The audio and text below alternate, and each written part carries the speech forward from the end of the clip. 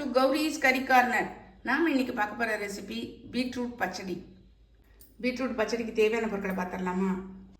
Beetroot ஒரு medium size beetroot வந்து நல்லா தோல் நீக்கி கேரட் துருவோம் இல்லையா, அந்த துருவலில் போட்டு துருவி வச்சுருக்கேன். 2 பச்சை மிளகாய் எடுத்திருக்கேன். இது வந்து காரம் இல்லாத பச்சை மிளகாய், அதனால 2 எடுத்திருக்கேன். உங்கள் காரத்துக்கு தகுந்த மாதிரி பொட்டியோ குறைச்சா எடுத்துக்கோங்க. ஒரு சின்ன துண்டு இஞ்சி, ஒரு 1/4 மூடி தேங்காய், அதை வந்து சின்னதாக நறுக்கி வச்சுருக்கேன். ஒரு 1/2 டீஸ்பூன் கடுகு, 1/2 டீஸ்பூன் ஜீரகத்தூள், ஜீரகம் கூட நீங்கள் போட்டுக்கலாம்.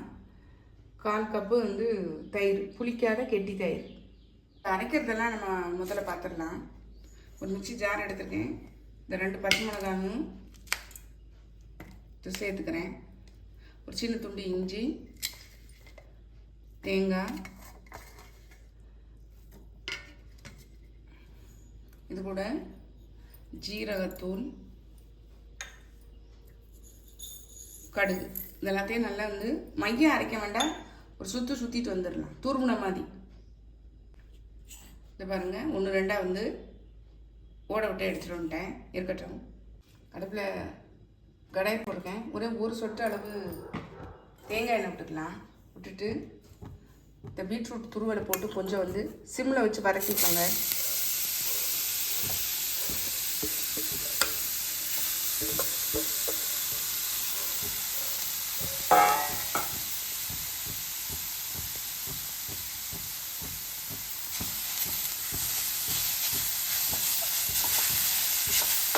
இந்த பச்சை வாசனை போகணுங்கிறதுக்காக தான்.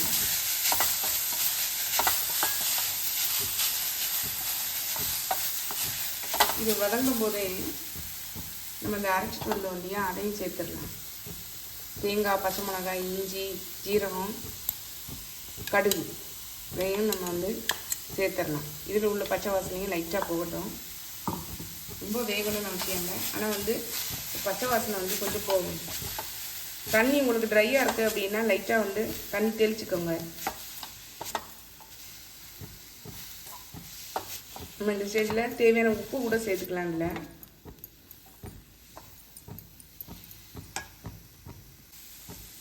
தேவையான உப்பு மட்டும் சேர்த்துக்கிறேன்.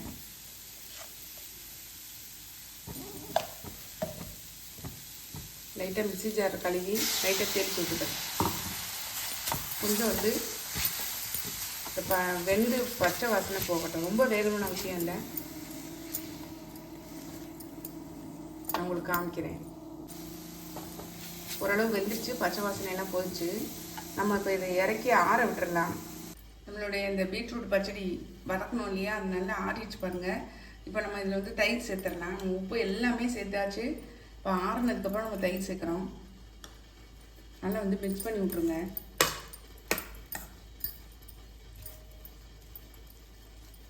நல்லா புளிக்காத கெட்டி தயிராக எடுத்துக்கோங்க. இன்னும் கொஞ்சம் கூட நம்ம விட்டுக்கலாம்.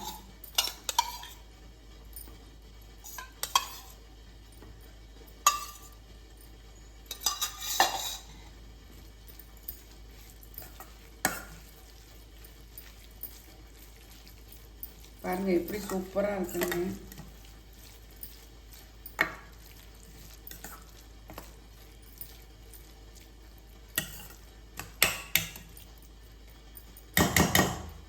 நம்மளுடைய பச்சடி பாருங்கள், பீட்ரூட் பச்சடி சூப்பராக ரெடி ஆயிடுச்சு.